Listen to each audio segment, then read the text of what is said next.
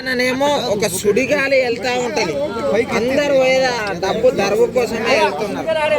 ఆ డబ్బు దరువు ఎవరు? మాది. ఆయననే డిఎస్పి. ఆయన దగ్గరకు పోయి యాపాకు పోయి ఆయన ఈపు మీద వాళ్తుంది.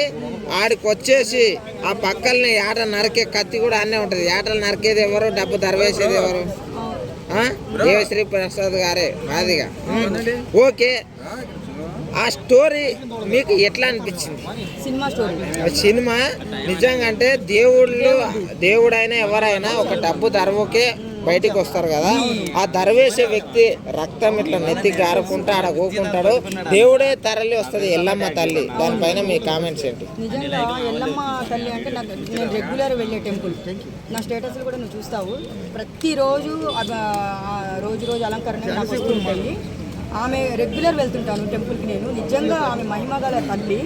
అలాంటిది దేవుడు గురించి అలాంటి సినిమా తీస్తున్నారంటే, సినిమానే కదా తీస్తున్నారంటే నిజంగా మేమెంతా అదృష్టం చేసుకోవాలి. ఎందుకంటే దాని స్టోరీ ఏమన్నా తీస్తున్నారేమో నాకు అనిపిస్తుంది. అప్పుడు ఆమె ఎలా స్టోరీ అనేది అనుకుంటా నేనైతే. దాని గురించి అయితే మనం హ్యాపీగా ఫీల్ అవ్వాలి. ఎల్లమ్మ తల్లి గురించి తీస్తున్నారు కాబట్టి మనకి సినిమా రూపంలో ఆమె అంటే చెప్తారు కదా చరిత్ర, అప్పుడు దేవుళ్ళది స్టోరీ ఉంటుంది కదా, అలా తీసి ప్రజలకి చూపిస్తే బాగుంటుంది అనిపిస్తుంది. ఎందుకంటే మనం కూడా తెలుసుకోవాలి ఈమె పేరు ఎలా వచ్చింది, ఎలా ఈమె ఎల్లమ్మ తల్లి అయిందని చెప్పేసి. ఆమె పేరు కూడా మనకి స్టోరీ రూపంలో ఆ సినిమా తీసి చూపిస్తే మాత్రము హ్యాపీగా ఫుల్ ఫీల్ అవుతాం తమ్ముడు. ఇంకా